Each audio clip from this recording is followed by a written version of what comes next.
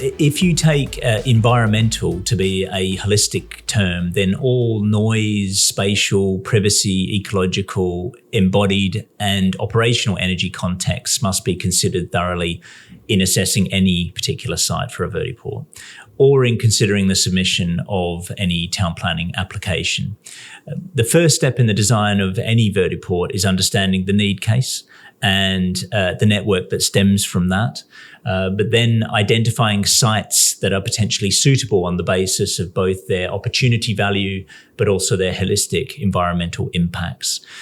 Once a suitable site is identified and setting the kind of crucial economic context to one side for a minute, the vertiport itself must consider all detailed aviation-related requirements and all relationships with the immediate context that I've mentioned. If one is to see the term environmental as purely about carbon footprint and pollution, then the focus is slightly different. AAM offers a solution with no on-site pollution from vehicle operations, of course, which is hugely attractive, particularly in dense urban contexts. The carbon footprint and pollution issue then centres on where the energy itself is being generated for the vehicle that we're charging and for the vertiport operation, wherein, of course, renewable resources are the obvious priority. Any AAM operation should also consider the ecological impacts that it may have on a specific site, including, where applicable, vegetation and wildlife. The vehicles may be great for your prospective river or lake site.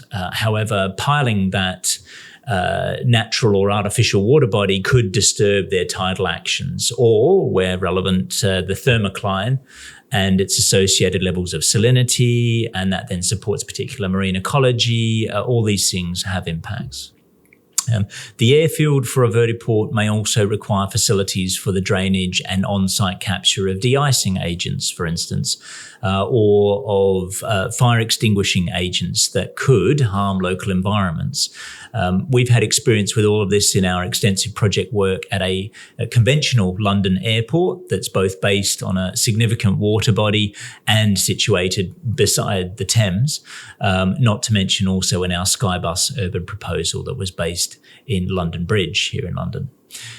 Regarding the embodied energy of any vertiport facilities, structural options should be carefully considered, as with all building types, including, for instance, substitutes for cement content in concretes that may be required for structural performance, or steelwork that could possibly be substituted for much lower embodied energy solutions like cross-laminated timber.